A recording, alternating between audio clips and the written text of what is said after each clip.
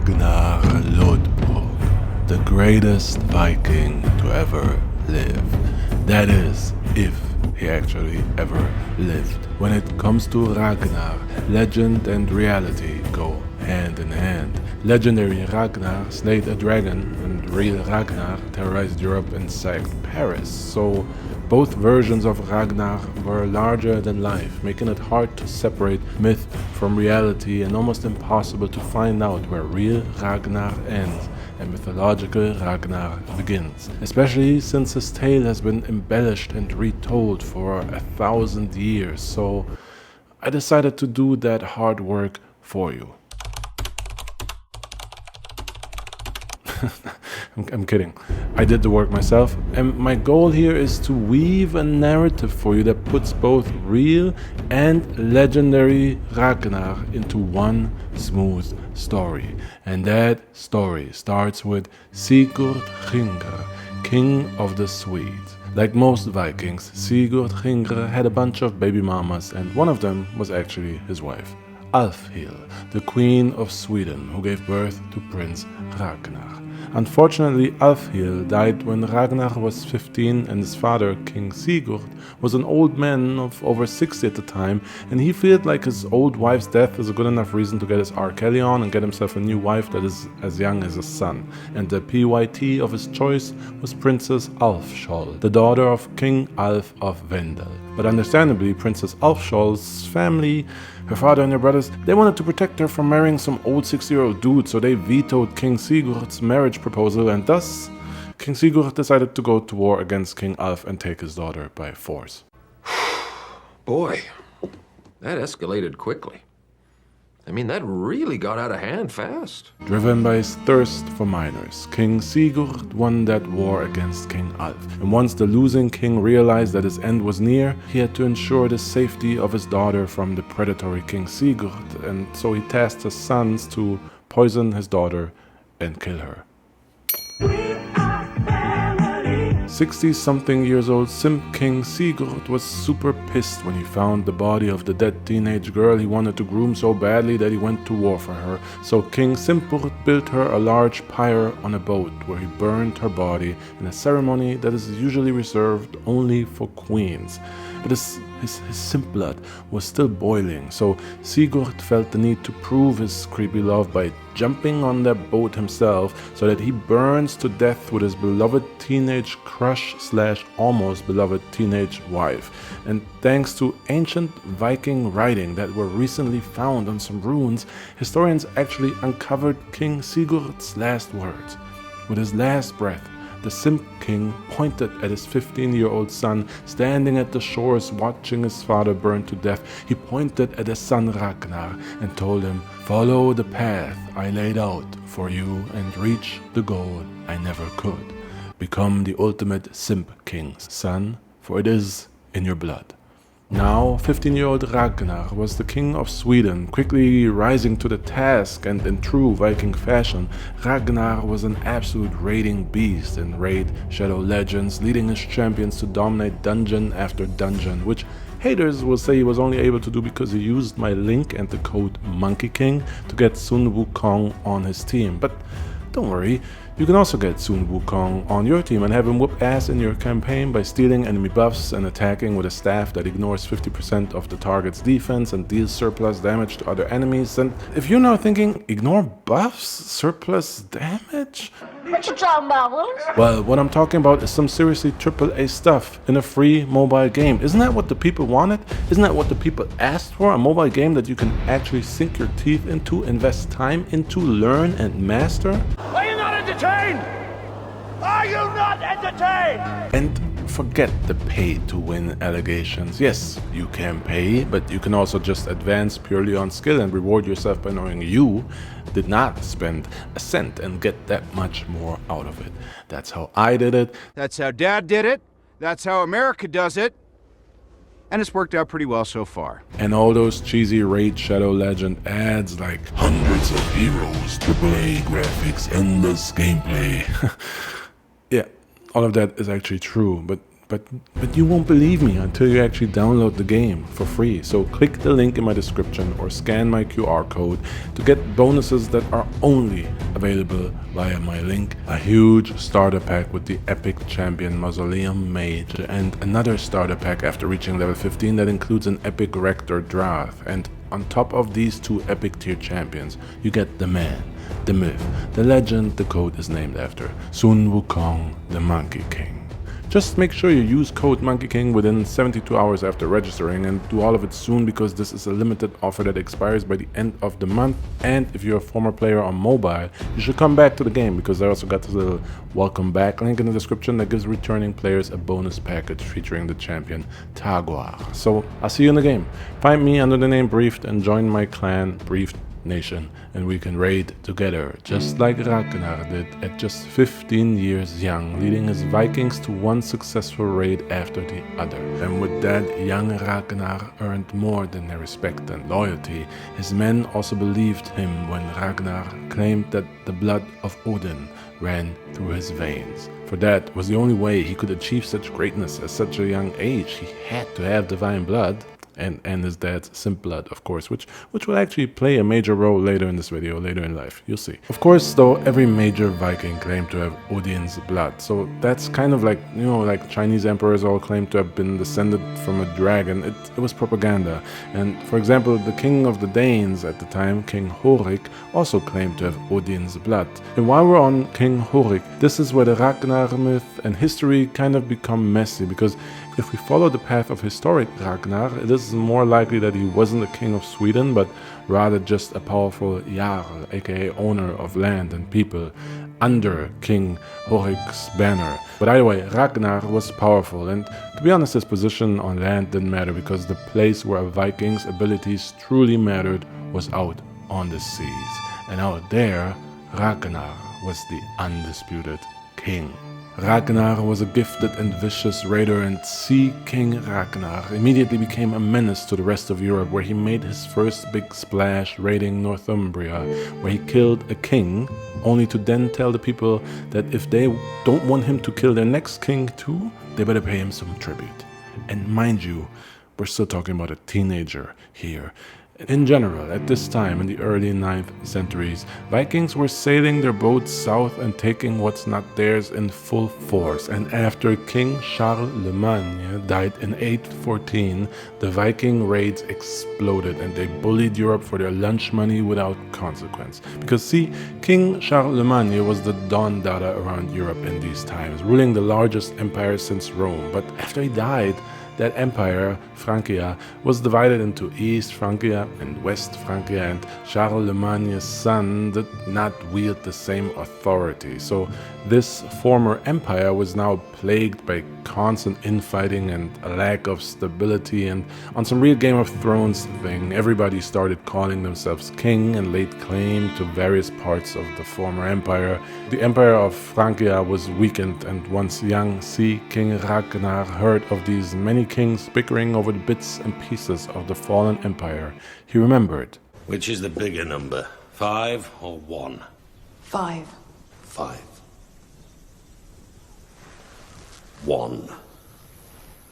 One army, a real army, united behind one leader with one purpose. With the one king, Charlemagne, gone, it was time to pay his weak son a visit, specifically West Francia, since that was unfortunately situated by the water. So West Francia became the Vikings' favorite new bullying victim.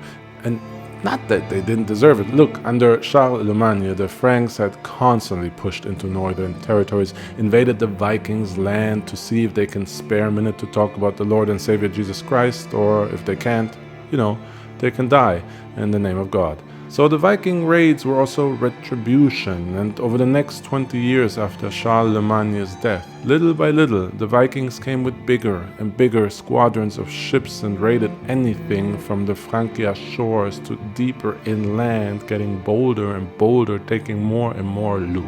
And of course, Francia, in their terror, also documented all of this and made note of one particular Viking terrorizing them above all others.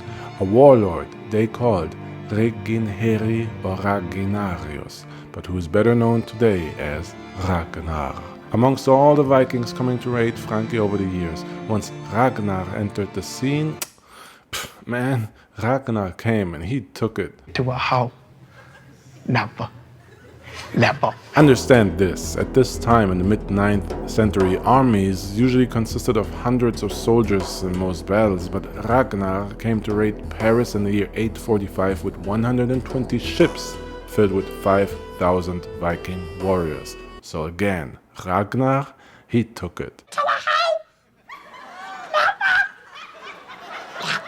But I'm getting ahead of myself here because his epic raid of Paris came later in life, and it's really just a part of his life that was documented when he invaded Francia by their scholars. But long before that, in between being appointed king at 15 and coming to raid Paris in 845, Ragnar had long become a legend amongst his own people. And when I say legend, I really mean that, because the way the Vikings documented his life is less down to earth and more where history turns into legend.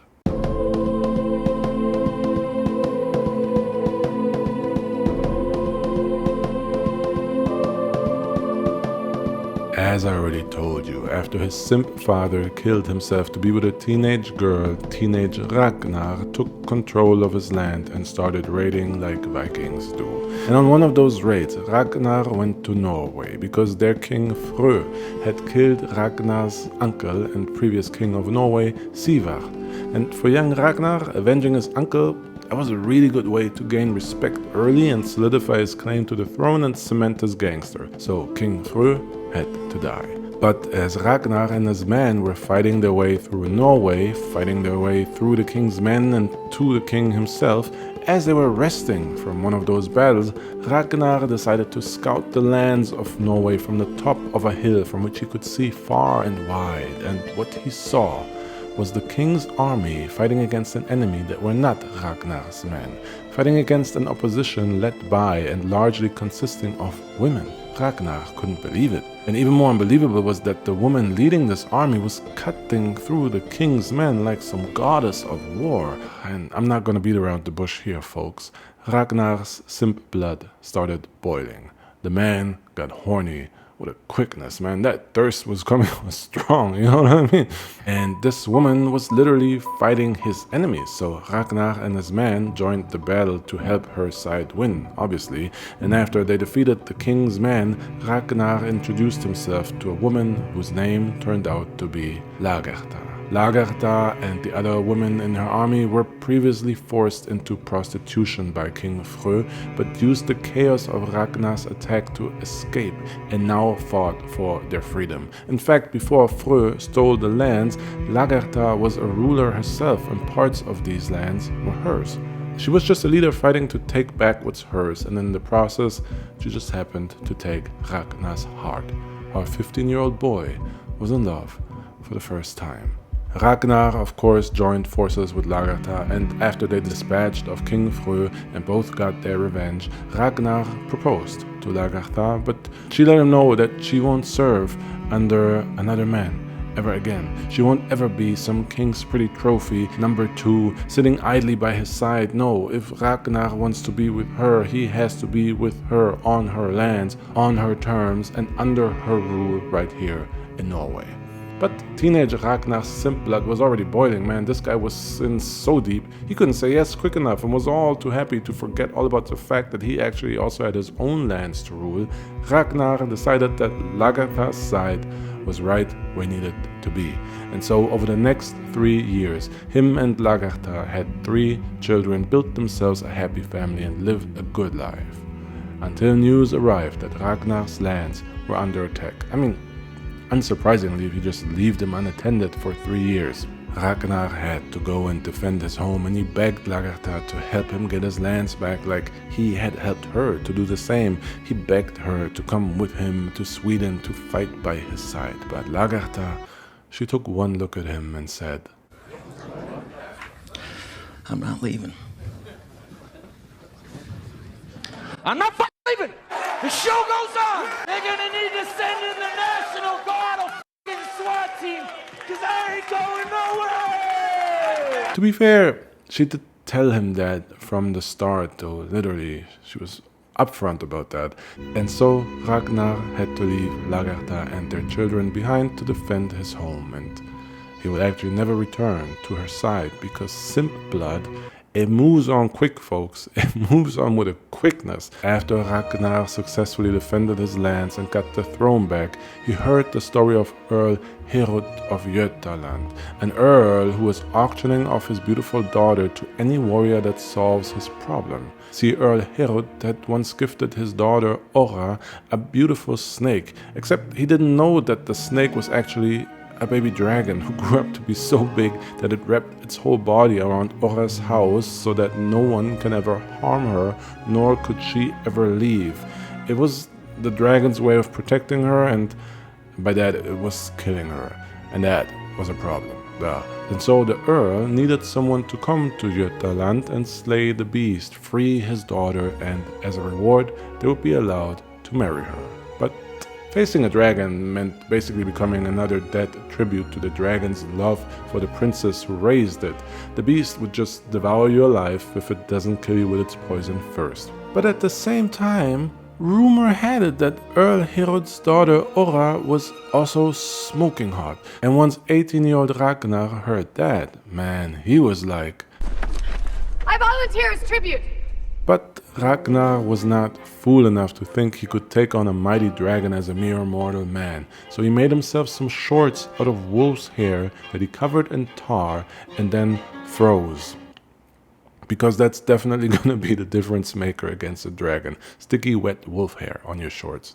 So, equipped with his hairy shorts, a spear and shield, and thirst energy, motivation of his father's simp blood running through his veins, Ragnar went to slay the dragon, fought it alone, stabbed at it with its spear, dodged its attempt to bite him until Ragnar dodged one attack a little too late and the dragon got hold of Ragnar's leg, bit down, and thus ensuring that the venom would seep into Ragnar's body and end the fight. Or so the dragon thought. But Ragnar's hairy shorts with sticky wet wolf hair withstood the dragon's bite, and as the beast's jaw was locked around Ragnar's leg, the Viking quickly and strongly drove his spear through the dragon's head and killed it. Once Earl Herod heard of how Ragnar slayed the dragon, he gave him the honorary title of Ragnar Lothbrok, which literally translates to Ragnar Hairy Breeches, which to me, that's kind of disrespectful because I read a lot of these stories and dragon slayers usually get cool nicknames like Dragon Slayer, not dude with the sticky pants made of hair, but whatever. It sounds better in the original language. And so 18-year-old Ragnar Lothbrok found himself a new young wife, and somewhere his simp father was smiling in his grave. Of course, the whole dragon slaying thing, that's how all of Scandinavia would go on to remember his story as they embellish it over the centuries to come. How Ragnar truly won Orra's hand is lost to the times, but it was unusual for powerful men to forge alliances by one marrying his daughter to the other, or granting her as a reward for protection, or winning a battle for them, or simply an important job well done. That's probably how Ragnar ended up with Orra, but either way, him and Orra were happy together and had 2 sons, Erik and Agnar, that grew up to be warriors just like their father, but also, just like their father, they lost their mother when they were teenagers. Orra died, and Ragnar, he was heartbroken, and he couldn't bear to stay in his lands anymore, not when everything around these lands reminded him of his beloved dead wife. So Ragnar gave his sons control of his lands and left to grieve his dead wife by killing and abusing other people's wives on raids. It's the Viking style of therapy.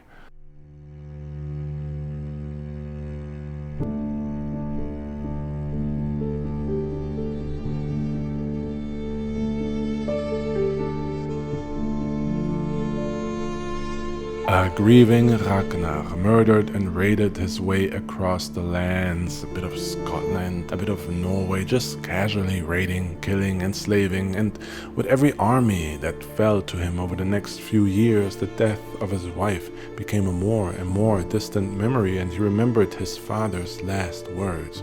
Become the ultimate simp king. Enter Ragnar's third wife, Krauka. One day, again in Norway, after freshly murdering a bunch of people to steal their things, abuse their women, and enslave their children, Ragnar and the boys were taking a break from this hard line of work, and nothing quite hits the spot after a bit of murdering like freshly baked bread. So 2 of Ragnar's men broke into the nearest farmhouse and told the old couple that lived there that if they want to keep on living there, it's time for bake-off. That or they die right here and now. But the old couple was in the mood for a bake-off, and they weren't scared of these Vikings neither. Death didn't scare them, for to these old heads, death was already a scheduled visitor, which meant that the Vikings had nothing to threaten them with, and if they were not going to make good on that supposed threat of death, they can go and F right off. But just in that moment, the old couple's daughter Krauka came home, and the old couple was no longer calm, no longer cool, no longer collected, no longer fearless. That was all just an act to get the Vikings the hell out of their house before they see this daughter of theirs, before they see Krauka. For Krauka, she was the most beautiful woman in these lands, and her parents knew what Vikings would do to her. Except Krauka was just too damn beautiful. Like the kind of beautiful where you don't even know what to do. Like, is this art that I'm looking at right here? This is art, right? I'm not allowed to touch that, right? I'll just look at it.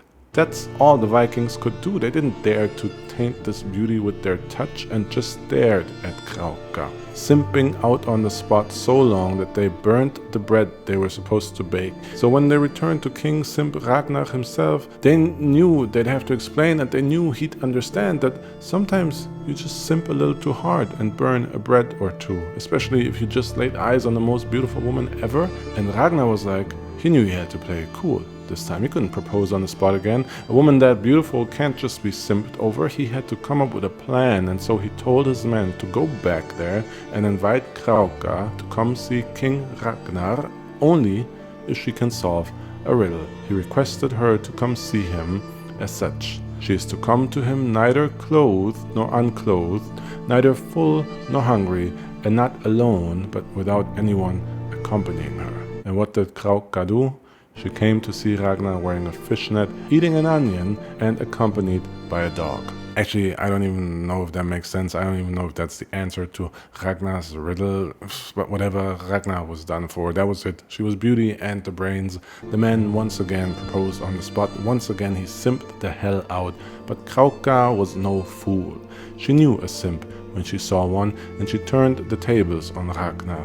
She told him that she would only marry him once he returns from his next raid, and if, then, 10 months from now, he still loves her and he comes back for her, then she will marry him. And so Ragnar left with some next level pent up thirst energy. Man, that dude was on edge like it was the 31st of no nut November, you get me, bruv. And he had to hold on to that nut for a whole damn raid. And what do you do when you have so much pent up energy?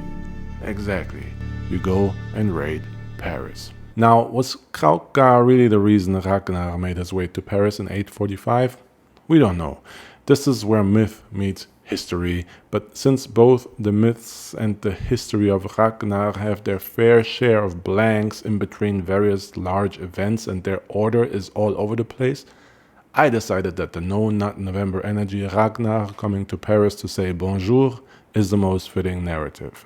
So here we are in the year 845, and Ragnar is coming to Francia with a fleet of 120 ships carrying 5,000 Vikings, coming to Francia, a country weakened ever since Charlemagne's empire dissolved, weakened by constant infighting over who gets to inherit what, and all the while constantly fighting off smaller Viking raids. But all of that, those were battles with soldiers in the hundreds at best. Now, Ragnar coming at them with 5,000 Vikings? Forget about it. They were screwed. and had no answer for Ragnar's attack. He navigated the French river Seine better than they ever did and hit French harbor towns with blitz attacks that left them no time to react. So instead of trying to win those individual battles, Francia decided to win what they considered to be the war. They just wanted to stop Ragnar from sacking the heart of Paris, a fortified part of town on the Ile de la Cité, an island in the Seine. And so Charles the Bald, grandson of Charlemagne, who had since assumed control of West Francia, Charles the Bald assembled two armies to block either side of the river that leads to the Ile de la Cité, the heart of Paris. Sent in response, Ragnar. He just attacked a smaller army on one side of the river and didn't bother with the other one. In fact, the other army on the other side was just utterly useless, just stuck on the other side of the river, watching as Ragnar and his Vikings murdered their comrades a river away. And when Ragnar was done killing, he sacrificed the 100 Frankish soldiers he left alive to Odin in a bloody ritual on an island in the middle of the river so that the waiting army could watch from the other side and demoralize at witnessing the fate they escaped. Then, to add insult to injury, Ragnar chose March 29th, 845, Easter Sunday, to attack and sack Paris, showing Francia that God is not protecting them from him and his army, for he has the true god Odin's blood running through his veins. And after Ragnar and his men were done sacking Paris, Ragnar decided not just to kick Francia while they were down, he decided to straight up pimp slap them. Unless they want him to come back and raid some more, they had to pay him 7,000 pounds of gold. And after they did that, Ragnar still raided every Francia village along the river on his way back home. Ragnar had no chill. Understandably, because remember that dude was still holding on to that nut for a whole 10 months, man. He was bursting at the seams. He had to release some of that energy. And when he finally returned to the north, finally got back to Norway, aka back to Krauka, Ragnar not only had proven that he hadn't forgotten her, no, he also returned an even greater legend than he already was, Ragnar Lothbrok, the man who sacked Paris. This was more than Krauka would have hoped for, could have hoped for, and she fell in love with Ragnar and agreed to marry him. And in the spirit of marriage, she revealed her secret to him. Her name was not Krauka, she was not some peasant girl, her name was Oslaug, and she was the daughter of Siegfried, the legendary slayer of the dragon Fafnir, and her mother was Brunhild, the former Valkyrie cast out of Valhalla by Odin. Oslaug was the daughter of the legendary heroes of the Völsunga saga, and man, Ragnar was already bursting at the seams, but this sealed the deal. That man went and busted so many nuts up in Oslo. That man went and busted so many nuts up in Oslo that her and him immediately had 4 kids. Ivar the Boneless, Björn Ironside, Hitsverk, and Sigurd Snake in the Eye. All legends in their own right, all worthy of their own video actually, and all possibly not even sons of Ragnar at all, because Oslaug, the daughter of a dragon slayer and a Valkyrie, yeah, that has myth written all over it. Yes, Ivar, Björn and them, they existed, they truly existed, but you have to understand that at this point, Ragnar Lothbrok was such a legend in these lands that he was a borderline deity, and just like many religious people say they are sons of their respective god, many Viking warlords claim to be the sons of Ragnar just to seem greater. But yes, generally speaking, Ivar, Björn, Hitsverk, and Sigurd, they all existed and were great warlords. These guys went on to become such legends that they eventually threatened Ragnar's greatness. Ivar, the Boneless, whose historical name is Imar, went on to become king of Dublin for 16 years and called himself king of the Norsemen of all Ireland and Britannia. Hitsverk, who history believes to be synonymous with Halfdan Ragnarsson, became king of Northumbria, king of Dublin, and co-ruler of Denmark. Sigurd Snake in the Eye is historically remembered as Siegfried, and he ruled alongside his brother Halfdan as king of the Danes, and Björn Ironside was a king that began the Swedish Münster dynasty and led the Vikings into the Mediterranean. So while these young men over the coming decades became the greatest warlords of their era, married man Ragnar Lothbrok had gotten old and lazy and faded away into legend. His real accomplishments faded and muddled with the legends surrounding him. This was a problem because the man was still alive, still real, still had an ego. Ragnar wanted to add to his story before it was actually over and before his sons surpassed him, so he decided it was time for one last raid. And just to go full circle, he wanted to end it where he started it, Northumbria, England. The year was 865, and now King Aelle ruled Northumbria, and Ragnar could think of nothing more symbolic than to end his raiding days by devastating yet another royal Northumbrian bloodline. And once old man Ragnar arrived at the shores of Northumbria, he turned back the hands of time, and his men soaked the lands in blood. King Aelle could not defeat the Vikings. The English were no match for the vicious warriors, and before long, Ragnar and his men had raided as deep as Ireland. But it turns out King Aelle might have learned from the mistakes of the kings that had fallen to Ragnar in the past. It turns out that King Aelle was just pretending to resist Ragnar's first assault, pretending to lose, all to make the Viking leader feel safe enough to advance deeper onto the island, all the way to Ireland, where Aelle set a trap for him and his men. The English surrounded Ragnar's forces and defeated them in a one-sided battle, but kept Ragnar alive so that they could kill him in the most agonizing way possible. They threw Ragnar into a pit filled with venomous snakes so he would slowly die of their poison. But what should have been an agonizing end turned into Ragnar's greatest moment of bravery. This was exactly the ending to his story that he needed. An epic ending that almost seems too good to be true and might have just been added written myth. Because this ending gave Ragnar a chance to have a moment that would cement him as the greatest Viking ever. As the English got ready to throw him into the pit and watch him die in agony, Ragnar held his famous death speech. It gladdens me to know that Baldr's father makes ready the benches for a banquet. Soon we shall be drinking ale from the curved horns. The champion who comes into Odin's dwelling does not lament his death. I shall not enter his hall with words of fear upon my lips. The Aesir welcome me. Death comes without lamenting. Eager am I to depart. The Disir summon me home. Those who Odin sends for me, the Valkyries from the halls of the Lord of Hosts. Gladly shall I drink ale in the high seat with the Aesir.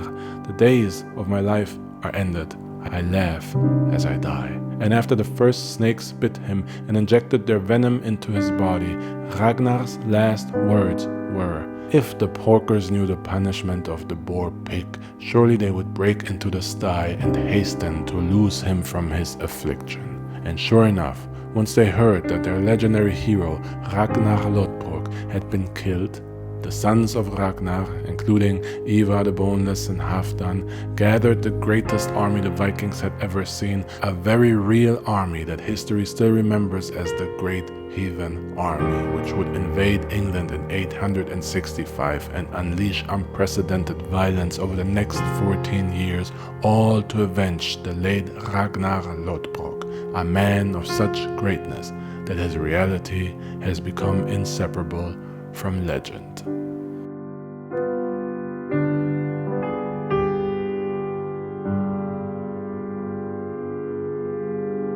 And while we're speaking about legends, don't forget that you can get the legendary Sun Wukong as a champion in Raid Shadow Legends by using the code MonkeyKing and downloading the game from the link in my description or the QR. See you in the next video.